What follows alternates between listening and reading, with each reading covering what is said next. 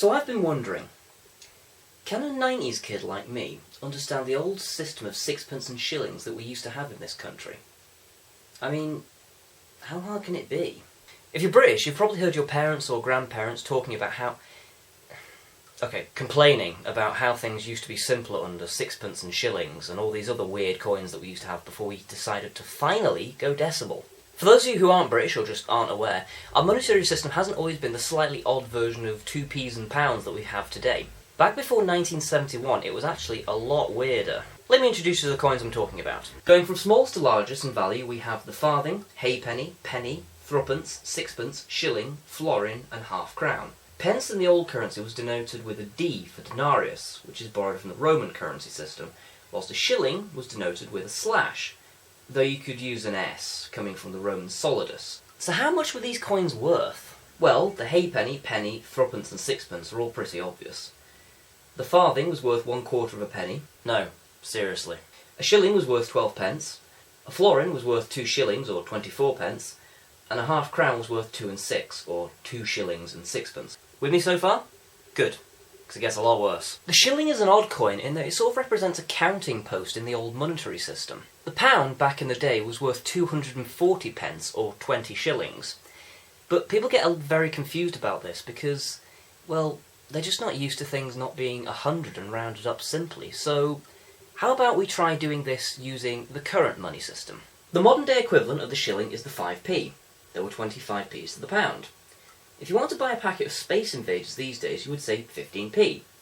But if you were still going off the old money, you would use 3 shillings instead, because it's less unwieldy than saying 36 pence. Shillings were mainly there so you didn't have to carry a ludicrous amount of pennies around with you. The half crown worked on much the same principle.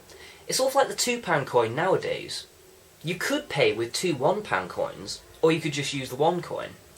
It was mainly about convenience. That said, old money was still subject to psychological pricing. You know on some things you see things for like £10.99 instead of £11? That's called psychological pricing. The presence of the 10 in the price makes us react as if it's cheaper than it in fact actually is.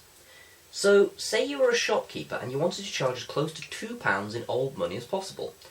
The price you would pay is £1, 19 shilling and 11 pence 3 farthings. 1/4 of a penny less than the full price.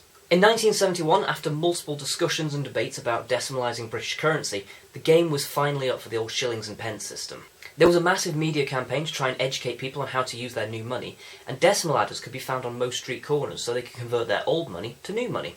The elderly were particularly confused about the change, and so it led to a lot of shops showing prices in both the old money and the new money for some time after 1971. On decimal day itself, the new coins Britain had in its pocket were the 1p, 2p, 5p, 10p, 50p and £1. Oh, and one that most people have forgotten about by now. Up until 1984, we even had a decimal halfpenny. So I hope that's answered a few questions about the old money system that we used to have in Britain, because if you're an English literature student, then it is helpful every now and then when they talk about money in, say, Rob Roy or Waverley. Leave me a comment down below if you understand a bit more about the old British money system, or if you're completely baffled and you want me to answer a question, leave me a comment as well, or if you... just leave me a comment, I want comments, damn it. Thumb the video up if you liked it, and also if you could share it, that would be fantastic, because I want to get the word out on this one, so if you can give me any help with that, it'd be fantastic. Hope to see you next Thursday. Thanks for watching.